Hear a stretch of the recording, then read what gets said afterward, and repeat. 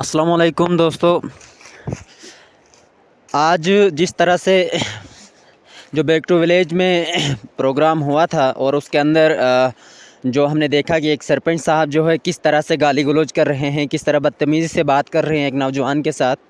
जो कि एक गरीब नौजवान था। और उसके साथ साथ एक ट्राइबल नौजवान था जो अपने मसाइल जो है वो सामने रख रहा था। बैक टू विलेज का प्रोग्राम का मकसद यही होता है कि लोग जो हैं, आम लोग जो हैं, उनकी परेशानियों को, उनकी मुश्किलात को समझा जाए, ताकि गवर्नमेंट तक उन मुश्किलात को पहुंचाया जाए और उनका अज़ाला किया जाए। लेकिन अगर वहाँ पे कोई इंसान अपने मसाइल को उठा रहा है, अपने मसाइल से आगाह कर रहा है ताकि गवर्नमेंट उनके मसलों को जान सके, उनका हल निकल सके,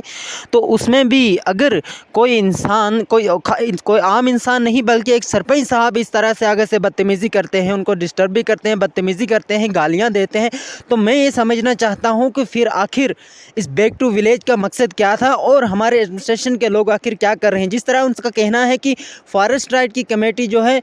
विदाउट ग्राम सभा जो है वो बनाई गई, तो ग्राम सभा के बिना फॉरेस्ट राइट की कमेटी तश्कील नहीं दी जा सकती है। ये फॉरेस्ट राइट एक्ट के मुताबिक, अगर फॉरेस्ट राइट एक्ट को देखा जाए तो उसके मुताबिक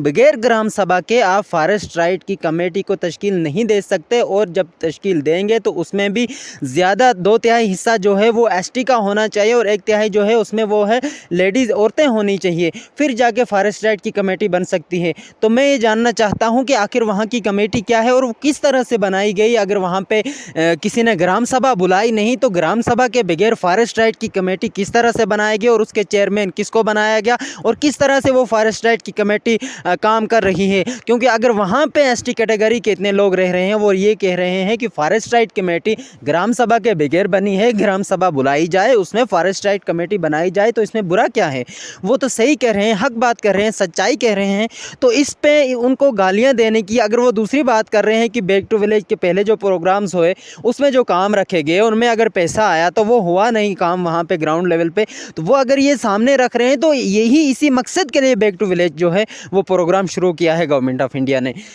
तो हम ये जानना चाहते हैं और ख़ासकर हम गुजारिश करना चाहते हैं, जितने एसएसपी किश्तवाड़ हैं, डीसी साहब किश्तवाड़ हैं, दिवंश यादव साहब जो हैं बड़े होनहार ऑफिसर हैं, हम उनसे भी गुजारिश करना चाहते हैं कि आप इन तमाम मसलों पे जो है थोड़ा नज़र दीजिए, थोड़ा नज़रसानी कीजिए कि आखिर ये सब क्या चल रहा है। बैक टू विलेज के अंदर भी अगर आपके ऑफिसर साहब जो है हमारी मुश्किलात सुनने जाते हैं और वहाँ भी इस तरह की जो है बदतमीज़ी की जाती है, इस तरह का जो है लोगों के साथ व्यवहार किया जाता है ऑफिसरान के सामने, ऑन कैमरा अगर इस तरह का सलूक किया जाता है, तो आगे पीछे क्या होता होगा वो बताने की ज़रूरत नहीं है। और साथ ही साथ दूसरी बात ये भी है कि जो बीडीओ साहब हैं वहाँ के, बीडीओ साहब से भी हम रिक्वेस्ट करेंगे कि मेहरबानी करके आप भी इस मसले को थोड़ा देखें। जहाँ तक आपका ये मसला है, जो कामों का मसला है, फॉरेस्ट राइट कमेटी का मसला है, आप भी इन तमाम चीज़ों को देखें। और जो एडीसी साहब किश्तवाड़ हैं, डीसी साहब किश्तवाड़ हैं, एसएसपी साहब किश्तवाड़ हैं, मैं तमाम से रिक्वेस्ट करूँगा कि मेहरबानी करके इस तरह के आदमी के ख़िलाफ़ जो है कार्रवाई की जाए, कानूनी कार्रवाई की जाए। और देखा जाए सरपंच किसी को बनाया है, इसका मतलब ये नहीं कि वो फुल्ली जो है अथोराइज़ है, जो मर्ज़ी वो कर सकता है, बल्कि उसको लोगों की खिदमत के लिए ही सिर्फ बनाया गया है, लोगों को गाली गलौज करने के लिए और लोगों को परेशान करने के लिए, लोगों पर जुल्म करने के लिए इन लोगों को नहीं बनाया जाता है। तो अगर ये लोग लोगों का खादिम होने के बजाय खुद को लोगों का मालिक समझने लगे तो ये बात बिल्कुल गलत है और एडमिनिस्ट्रेशन को इस तमाम चीज़ों पर नोटिस लेना चाहिए और सरपंच साहब को आगे आके या तो इन चीज़ों की माफ़ी मांगनी चाहिए या तो एडमिनिस्ट्रेशन को सरपंच साहब के ऊपर कार्रवाई करनी चाहिए, ताकि आइंदा जो है इस तरह का कोई काम जो है, इस तरह के